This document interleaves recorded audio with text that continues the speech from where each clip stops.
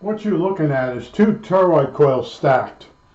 And I did this once before in order to get an oscillator for a Franklin to go between 2 megahertz and 3 megahertz.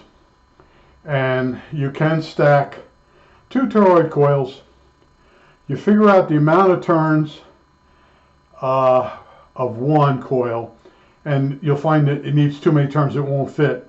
So then you sort of divide the amount of turns by 2 because you got it stacked, and there's a little bit more involved. Add some extra turns, take them off if things go wrong. Just take some extra turns off. But in other words, I build stuff a little at a time, and you know, I might put a few turns on this and walk away and do something else, come back.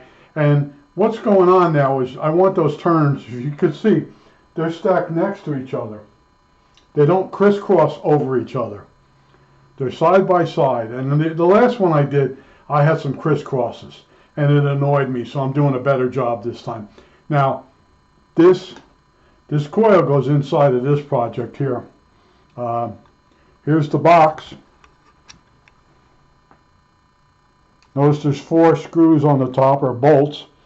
And when you open it up, it now has a piece of perf board inside. Remember I said I was going to build this thing, and the Franklin will be in there. On the back, hovering over this board, will be the PTC. And I just want to tell you, when I build stuff, a lot of times I build it just, what do we got a picture? What's the camera looking at? Back of my fish tank, my closet of crap. Anyway, I build stuff just to do some tests because I can't seem to find the information.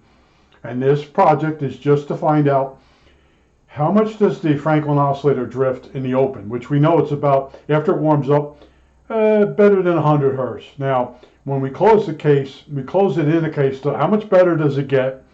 And when we use a PTO to warm it the inside, how fast does it warm up? How much does it stabilize it? Is it worth doing? And that's what this whole project is about. I already know that the Franklin oscillator is my favorite. The coil doesn't need a center tap. You don't need any wacky weirdo special capacitors. It's actually more stable than some of the other ones that require 3 times the amount of parts. That's why I build Franklin oscillators. And the Franklin that I build uses 2 FETs. So I know Franklin's my favorite oscillator. I know it works really well. It's just a matter of how much better can I make it work, and is it really worth it? That's the question. So here it is again. It's a little bit of eye candy. Oh, now it's not going to focus. All right, let's bring it in here. Give you some real eye candy. See, that's what's amazing about this camera.